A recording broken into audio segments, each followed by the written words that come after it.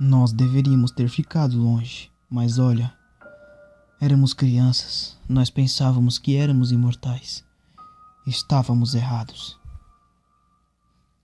A bruxa elétrica morava numa cabana quase 1 quilômetro adentro na floresta, na periferia da cidade. Ela ocasionalmente podia ser vista caminhando orgulhosa entre as árvores, murmurando coisas sem sentido para si mesma. Ela ganhou o apelido de bruxa elétrica por causa de suas roupas. Sobre seu ralo e fino cabelo loiro, ela usava um capacete de plástico com dúzias de fios multicoloridos que se projetavam do topo e pendiam como cabelos. Ela vestia um colete preto, no qual havia embutido um recorte do raio-x das costelas de alguém.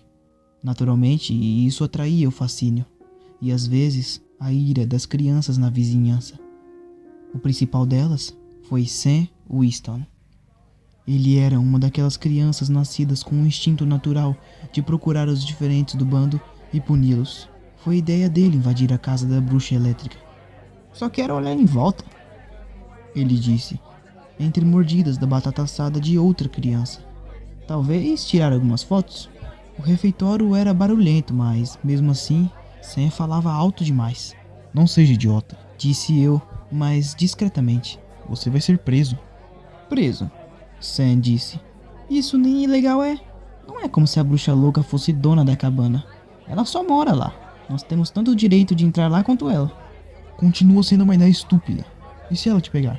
Ela é maluca, não sabemos o que ela vai fazer com você." "É", ele respondeu. "Por isso que eu não vou sozinho." "Você vai comigo." Eu atirei uma das batatas fritas empapadas da cantina nele, mas ele desviou. "Com certeza", falei, ironicamente. "Se minha mãe descobrir isso, fico de castigo até o apocalipse e mais um pouco." Sam começou. "Você não acha que ela ficaria mais chateada por ter um franguinho como filho?" A mesa ficou em silêncio. Os olhos observadores dos meus colegas se voltaram para mim, e eu soube que não havia nada a fazer. Sam invocara a palavra com F, então agora não teria outra escolha além de segui-lo em sua jornada imbecil. Era isso ou encarar a zombaria dos meus amigos para sempre. Timothy Jenkins uma vez havia se recusado a comer uma pimenta no segundo ano. Nós estávamos na 5ª série agora, e as pessoas ainda caçoavam dele pelos corredores. "Tudo bem", disse entre dentes cerrados. Então joguei outra batata nele, dessa vez acertando em cheio em seu rosto. Anos depois, eu me arrependeria de fazer isso. Deveria ter sido mais gentil, eu diria a mim mesmo. Mas claro, não tinha como saber o que estava por vir. Nós estávamos na beira da floresta, e eu já me arrependia da decisão. O céu era de um cinza metálico, e o cheiro de chuva pairava no ar. A atmosfera se agitava com eletricidade. Uma tempestade estava a caminho. De perto, as árvores eram tão grandes que tentar olhar suas copas fazia o chão se mover e girar sobre mim. "Assustado, hein?" comentou Sam. "Não." Eu menti, meu coração saltitando como um peixe tentando voltar à água. Não olhei para as outras crianças, com medo deles verem o medo em meu rosto. "Não sou um franguinho." "Sim, claro", disse Sam, rolando os olhos. "Continue suando assim e logo você vai estar de pé em uma poça." "Você vai estar numa poça quando dermos de cara com a bruxa." Devolvi. "Mas não vai ser de suor." Para minha surpresa, Sam riu. "Beleza", respondeu. "Essa foi muito boa. Mas estamos perdendo tempo, vamos."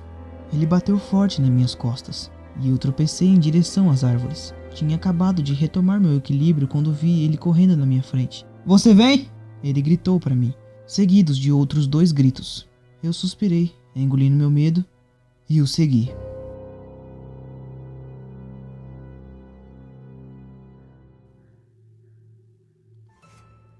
Chegamos à cabana da bruxa em 15 minutos. O vento já havia se agitado nessa altura, e a floresta ganhava vida com o farfalhar dos galhos de árvores balançando. "E se ela estiver em casa?" Eu sussurrei, alto bastante apenas para ser ouvido entre o assoviar do vento. "Então talvez ela nos faça alguns biscoitos?" disse Sam. Ele não esperou pela minha réplica, caminhando confiantemente até a porta. "Olá, senhora bruxa louca", ele disse. "Estamos aqui pelos seus mundialmente famosos biscoitos de chocolate." Minha respiração congelada na garganta enquanto assistia. Lentamente, a porta abriu com um rangido, revelando a bruxa elétrica. Ela não disse nada, apenas piscou 2 vezes. Sua boca se contorceu. Ela olhou para mim, Murmurou alguma bobagem baixinho. Finalmente, ela se afastou para nos deixar entrar. Relutantemente, eu segui Sam até a cabana. O interior era como num sonho bizarro. As paredes eram de ferro corrugado, manchado pela ferrugem, assim como o teto, e a coisa toda parecia prestes a colapsar a qualquer momento. Mas você mal podia ver as paredes através de todo o lixo que as cobria. Havia microscópios, prateleiras de tubos de ensaio, um tambor plástico de uns 200 litros cheios de agulhas hipodérmicas sujas. Havia jarros de animais em conserva, sapos, ouriços do mar e fetos de porcos, e potes de órgãos em conserva, corações, fígados e 2 cérebros. Filmes de raios-x pendiam como retratos, em molduras caseiras feitas com galhos de árvores mortas, cobertas por líquens. Um em particular chamou minha atenção. Era uma imagem de um cérebro com uma massa do tamanho de uma bola de golfe no meio do lado esquerdo. A bruxa me pegou olhando. Ela bateu no lado de sua cabeça e então apontou para um dos jarros de órgãos. Dentro, suspenso num fluido verde escuro, estava uma massa cinzenta de tecido cerebral. Apertei minha mandíbula com feroz determinação para não vomitar. A bruxa sorriu. Então, ela falou. Sentem, disse enquanto gesticulava para uma mesa de damas dobrável feita de papelão no centro da sala, com 4 cadeiras de plástico diferentes entre si ao redor. Sam e eu nos sentamos.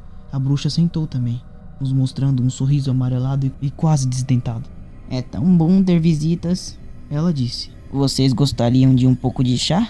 Olhei ao redor, mas não encontrei uma chaleira em lugar nenhum, ou um fogão, para começar. Não, obrigado. Respondi. A bruxa balançou a cabeça, ratificando. Bem, o que posso fazer por 2 jovenzinhos tão charmosos? Antes que eu pudesse responder, Sam soltou um suspiro de irritação. Você só pode estar brincando comigo, né? Ele disse. Perdão? Perguntou a bruxa. Viemos aqui ver a velha bruxa louca e tudo que conseguimos é uma velha chata? O que eu deveria contar para meus amigos? O sorriso da bruxa esmoreceu e uma expressão de dor atravessou seu rosto. Ela se foi por um momento, substituída outra vez por um sorriso. Dessa vez, no entanto, havia algo diferente sobre o seu sorriso. Ele não alcançava os olhos dela. Ela se inclinou para frente e falou em voz baixa. Bem, acontece, disse ela, que eu sou uma bruxa. Ah é? Disse Sam. Então prove. O sorriso da bruxa se alargou e seus olhos assumiram um brilho desagradável. Sam, comecei. Eu não acho que nós deveríamos... Cala a boca, cagão, respondeu Sam. A bruxa gargalhou. Não há com que se preocupar, jovenzinho. Ela disse.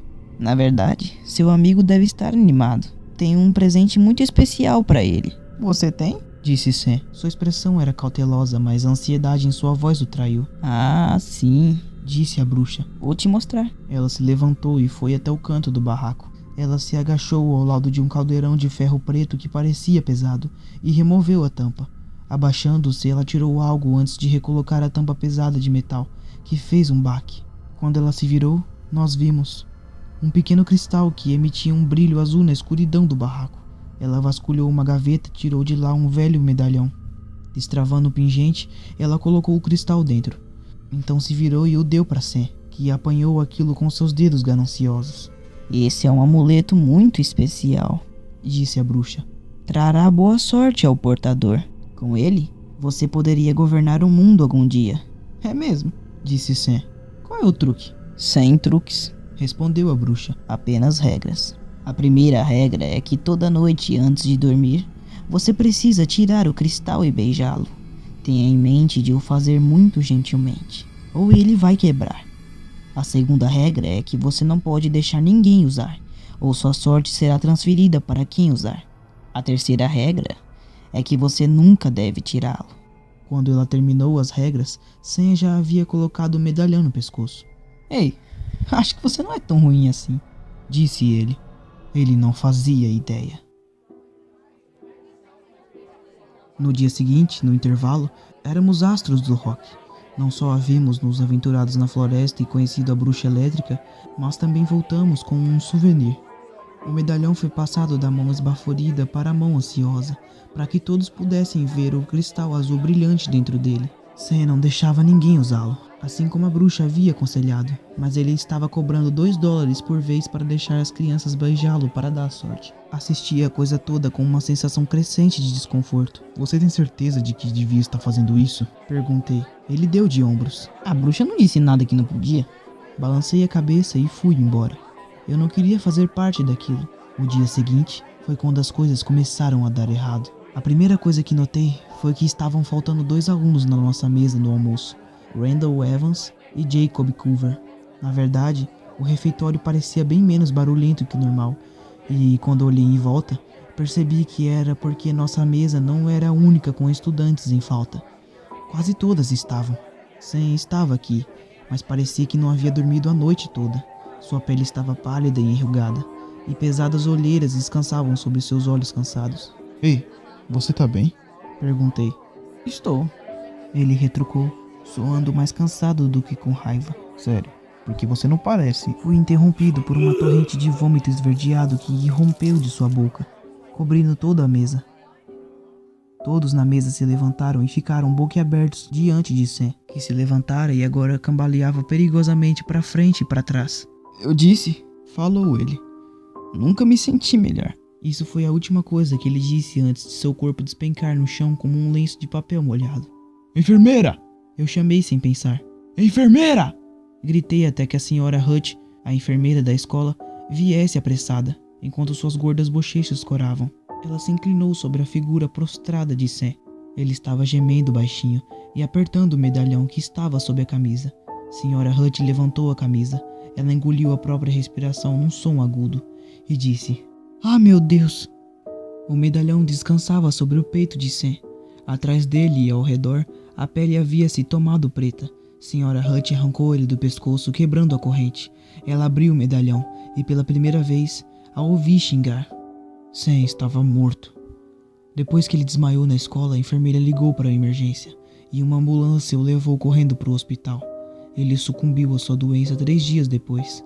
A causa da morte foi registrada como envenenamento por radiação e o cristal brilhante azul foi enviado para o departamento de física da universidade local, sendo positivamente identificado como cloreto de césio. A polícia procurou o barraco da bruxa, mas não havia sinal dela. Eles disseram que, a julgar pelo lixo hospitalar na cabana, ela provavelmente pegou o césio em alguma clínica de câncer abandonada, onde as máquinas de radioterapia não haviam sido corretamente descartadas. Na semana seguinte, mais 17 crianças foram hospitalizadas. 4 morreram. O resto de nós foi posto em quarentena e analisado para prevenir efeitos da radiação. Após alguns dias, nos deixaram ir. A bruxa nunca foi encontrada. O prefeito e os vereadores da cidade todos concordaram que a história não deveria ser retratada publicamente, em respeito às famílias, e que qualquer jornalista que violasse o acordo de silêncio se provaria um inimigo da decência. Tenho certeza que eles simplesmente não queriam aquela publicidade negativa. Eu realmente queria que houvesse um fim mais satisfatório para essa história, e que a bruxa fosse pega e punida pelo que fez. Queria que Sam não tivesse deixado mais ninguém tocar no medalhão. Acima de tudo, queria que eu nunca tivesse visto essa maldita bruxa elétrica em primeiro lugar. Talvez então eu tivesse levado uma vida normal. Em vez disso, tenho 24 anos e estou no hospital para minha 3ª cirurgia de câncer de pulmão. Se há uma moral nessa história, tenho certeza pra cacete que não sei qual é. Exceto talvez que o mundo é cruel, um lugar perigoso no qual sofremos pelos pecados dos outros. De qualquer forma, não tenho mais nada a dizer, exceto... Fim.